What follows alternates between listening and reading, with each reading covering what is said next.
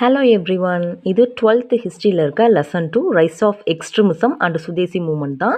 அதில் 18th பாருங்கள், 1907 Surat split பற்றி கொடுத்துருக்காங்க. சூரத் ஸ்பிளிட்னா மாட்ரேட் அண்ட் எக்ஸ்ட்ரீமிஸ்ட் வந்து தனித்தனியாக ரெண்டு பிரிவாக வந்து போனது தான்.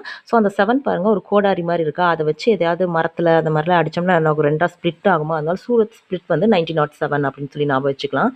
1906 பாருங்கள், ரெண்டு இது கொடுத்துருக்காங்க. ஒன்று வந்து மின்டோ பிரபு வந்து நியூ செக்ரட்டரியாக வருது, ஓகேவா. அதுக்கப்புறம் வந்து கல்கட்டா செக்ஷனுக்கு தாதாபாய் நௌரோஜி வந்து பிரசிடெண்ட்டாக இருக்கிறது. அது ரெண்டுமே 1906 வந்து கொடுத்துருக்காங்க. ஸோ மின்ட்னா என்ன, புதினா தானே.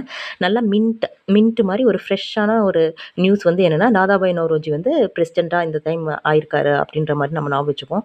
ரெண்டையும் சேர்த்து ஞாபகம் வச்சுக்கலாம். மின்டோ பிரபுவும் தாதாபாய் நௌரோஜி ரெண்டு பேருமே ஒரு அப்பாயின்மெண்ட் மாதிரி இருக்குது. ரெண்டுமே 1906 வந்து நடக்குது.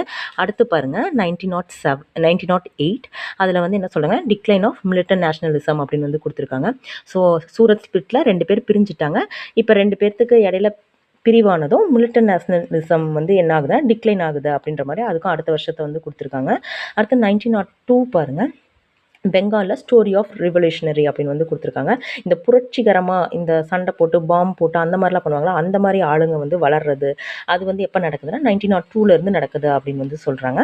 ஸோ ஏற்கனவே டான் சொசைட்டி சதீஷ் சந்திரா 1902 வந்து பார்த்துருக்கோம். ஸோ அது கூடயே சேர்த்து இதையும் ஞாபகம் வச்சுக்கோங்க. ஸோ அவங்க வந்து அந்த காலேஜ் அந்த டான் சொசைட்டியில் ஸ்டார்ட் பண்ண மாதிரி இந்த சைடு இன்னொன்று ஸ்டார்ட் பண்ணுறாங்க அப்படின்னு வந்து ஞாபகம் வச்சுக்கலாம். அடுத்து வந்து தாக்கா அனுசீலியன் சமிதி, அது வந்து எப்போன்னு பார்த்தீங்கன்னா 1906 ஓகேவா. ஸோ 1906 யார் அப்பாயிண்ட் ஆனான்னு பார்த்தோம், மின்டோ பிரபு அப்பாயிண்ட் ஆனார். அவர் வந்து எல்லாத்தையும் தாக்க போகிறாரு அப்படின்னு சொல்லி ஞாபகம் வச்சுக்கலாம். இந்த தாக்கா நிஸ்லின் சம்திங்கிறதும் 1906 தான், ஓகேவா. அடுத்து 1908 ஹேமச்சந்திர கண்ணுங்கோ அப்படின்றவர் வந்து என்ன பண்ணியிருப்பாருன்னா, பாம் ஃபேக்ட்ரி வந்து எஸ்டாப்ளிஷ் பண்ணியிருப்பார் மணிக்கட்லா அப்படின்ற பிளேஸ்லன்னு பார்த்துருக்கோம். ஸோ அது வந்து என்னென்னா 1908 ஏற்கனவே எக்ஸ்ப்ளோசிவ் ஆக்டும் வந்து 1908 தான். 8 பார்த்தா பாம்பு மாதிரி 2 ரவுண்டு இருக்குது அப்படின்ற மாதிரி பார்த்தோம். ஸோ இவரும் பாம்பு ஃபேக்ட்ரி தான் வந்து உருவாக்குறாரு.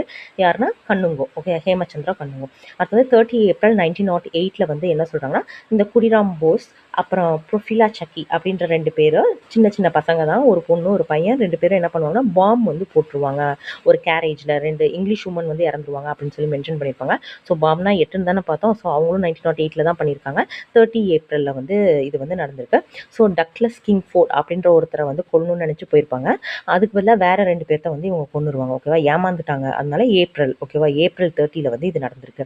அடுத்து 1950 வந்து இந்த அரவிந்த் கோஸ் அப்படின்றவர் வந்து இறந்துட்டாரு அப்படின்னு வந்து கொடுத்துருப்பாங்க. ஸோ அதுக்கு முன்னாடி இவருமே வந்து ஒரு எக்ஸ்ட்ரீமிஸ்டில் இருந்த ஒரு ஆள் அப்படின்னு சொல்லி மென்ஷன் பண்ணியிருப்பாங்க. ஃபேமஸானவர் தான் இவர். வந்து ஸ்பிரிச்சுவல் பாத்தில் பாண்டிச்சேரியில் வந்து